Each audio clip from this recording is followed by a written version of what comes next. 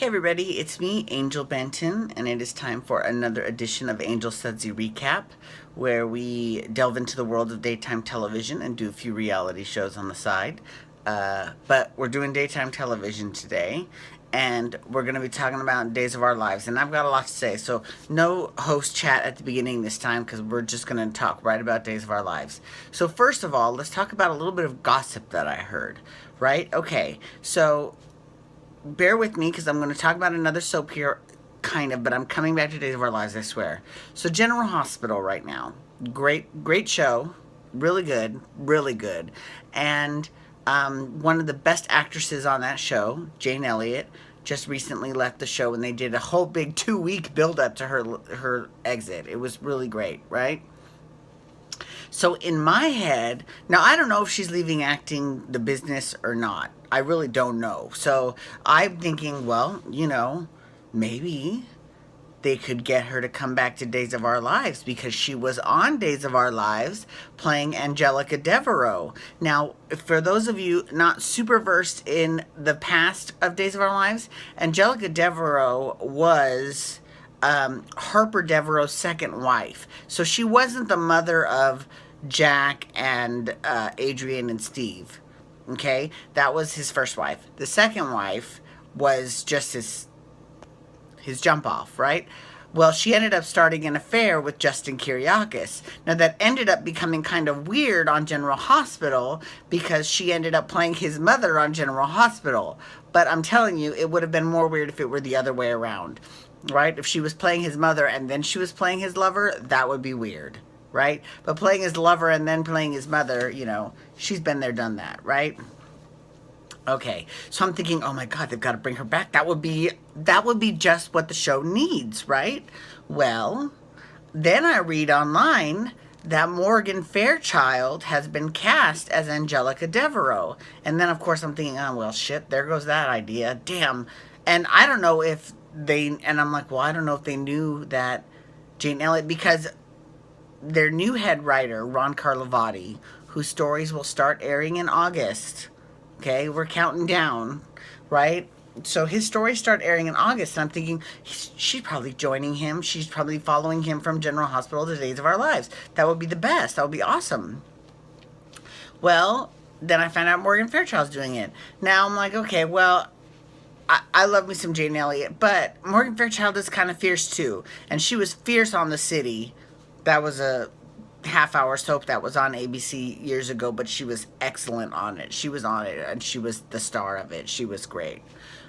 So I'm not super worried about that. But then the story twists even more. Then I read online that Morgan Fairchild is not playing Angelica Devereaux. She's playing Ava Vitale's mother. Now, I don't know. Maybe Angelica Devereaux is Ava Vitale's mother? I'm not sure. But they were like, she is playing into Tripp's storyline, and she's going to be dealing with Tripp. Now, in a way, that's kind of good because Tripp kind of looks like her a little bit, right? So that would kind of make sense. If she's his maternal grandmother, that would make sense. Although, I mean, it doesn't make sense if she's Angelica and she's Ava's mom at the same time, because Justin Kiriakis, who's around the same age as Jack and Adrian and Steve. You know what I'm saying? He's in that same generation. So if Ava Vitale came in and she was part of his generation, or even a little bit younger, that's still kind of a long time ago. And that would be kind of stretching it to have Angelica Devereaux be Ava Vitale's mother. So I'm not really quite sure what's going to happen. So we'll have to wait and see. But I definitely think that in terms of Angelica Devereaux, if for whatever reason Morgan Fairchild isn't playing Angelica, then you need to fucking get on that shit and get Jane Elliott back. I was going to call her Tracy. I'm not going to do that. Carolyn Hinsey does that all the time. I'm not going to do that. Jane Elliott, get her back. She is the best, right? Okay, so Anyways, I was reading online about I'm just the history of the show because I'm trying to see where the show kind of lost its way because it's not that I mean, I don't want to say it's not that good, but it's not as good as the other shows that are currently on the air. Let's put it that way. It's not keeping up. So if this were a big race, a daytime race, Days of Our Lives would be last, and in the ratings it is now granted the other show that is doing great right now is General Hospital, and it's coming in second, but it's barely coming in second. So, I mean, those are the two that are kind of fighting it out. But, I mean, in terms of storyline and acting, General Hospital is kind of doing better than Days of Our Lives, which is weird because even though I've watched General Hospital longer, Days of Our Lives is my favorite show. So, I'm trying to read and I'm trying to figure out, what happened. Here's one thing that I fucking hate that the show has been doing lately, and I hate it. This is what I hate. I hate when they do a flashback to some shit that happened last week, right? Or the week before. Are we really that stupid that we can't remember what just happened last week? Really? Now, if you want to do a classic flashback, that's different. Right? Like Young and the Restless did with Eileen Davidson and Ashley and her and Dina and their flashbacks. Genius, right? Bold and the Beautiful when they did their whole 30th anniversary and they did all kinds of crazy flashbacks. That was great also. General Hospital is killing the game with the flashbacks, when they had Olivia Jerome. Now, okay, but let's talk about that. So Olivia Jerome on General Hospital came back from the dead. And it was never really explained how she came back from the dead. And I know that was not a Ron Carlivati story, right? So, she's already gone and we still don't know exactly how. Maybe they just think we all have bad memories, but we watched her die on television. So if we see you die, it's kind of difficult to then come back from the dead even 20 years later. I'm just saying. And that's another reason why I hated Days of Our Life Stefano story. First of all, because the actor that played him was dead in real life, which, they ended their RIP segment at the Daytime Emmys on him, and I was just inconsolable. I was like, they got me. I was in tears. It was so sad. But so he's been gone for quite some time, and then they resurrect him, and then they say, oh, but it isn't him. It's just Patch and Shane trying to get Hope out of jail. And I'm thinking, she killed somebody. I don't care who it is. She did kill somebody. And so that's kind of fucked up, right? To let her out just because she's Hope Brady. That doesn't make a lot of sense to me. And that kind of killed any rooting power I had for Hope. And I love me some Hope. In fact, actually, here's the thing. So Wyatt, okay, Wyatt on the show, he's dating Sierra right now. Obviously, that's not going to last because Sierra has left the show. So I don't know how that's going to play out, but obviously it's not going to end well for her, right? But I could swear that he was also on the show recently playing a grown-up version of Zach in the episode where it was Hope Brady in the cabin and she was kind of hallucinating, and she had all these men from her past. She had Stefano, she had Rafe, she had Bo, she had Larry Welch, which that was genius. Having Larry Welch was the best. That was awesome. And having Zach, but it was played by Wyatt because Zach was a little boy when he died, but they said he's grown up in heaven. And I remember saying, God, he's really hot. Right? Because Wyatt's cute. He's a cutie. So I definitely remember him. I totally remember him. It was totally the same guy.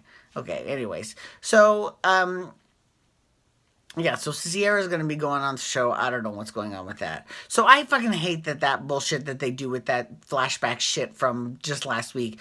Don't do that. I'd rather hear a long monologue than see a stupid flashback because, I get that daytime television right now is in a time of crisis in the United States. And it's so weird because in other countries, people revere their soaps, no matter when they air. If they air at day, if they air at night, they really are loving their soaps. Like in England, they've had EastEnders and Coronation Street on since the 60s, right? Well, EastEnders has only been on since I think either the 70s or 80s. But the point is, they love their soap operas and they're unashamed of their soap operas. Whereas here, it's kind of like a dirty little secret if you watch soaps.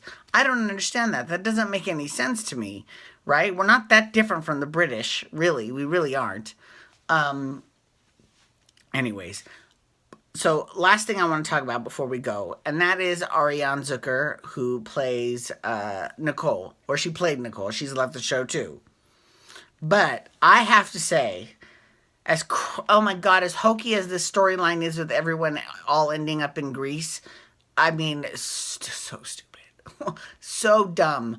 I mean, and like they are literally so basically. I'm sure Deimos is gonna get murdered, and we're gonna have to. First of all, I bet you Xander will get killed, and his heart will have to go into Brady, right? And that'll keep Brady alive, Xander's heart or whatever, right? And then all these people that will then be suspects in the murder of Deimos because he'll show up, and then he'll be killed. And did Sonny do it? Did Gabby do it? Did JJ do it? I mean, like it's so obvious, right?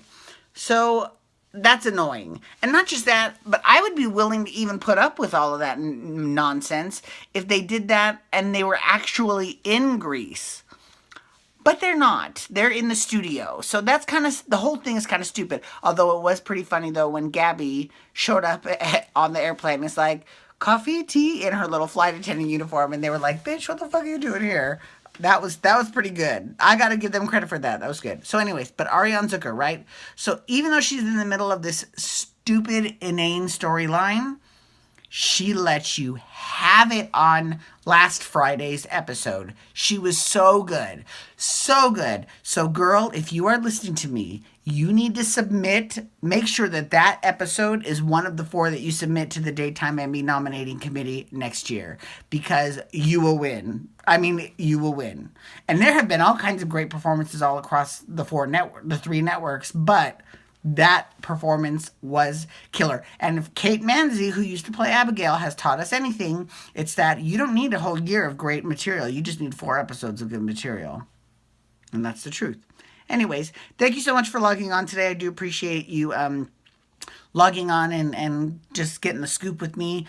You can follow me on Twitter and Instagram at Angel Benton. You can hashtag Days to talk Days of Our Lives. You can also hashtag YR to talk Young and the Restless. And you can hit that little subscribe button on YouTube to subscribe to me. And that's it. So thank you so much, everyone. You have a wonderful night. Peace out. Wubba, wubba, wubba.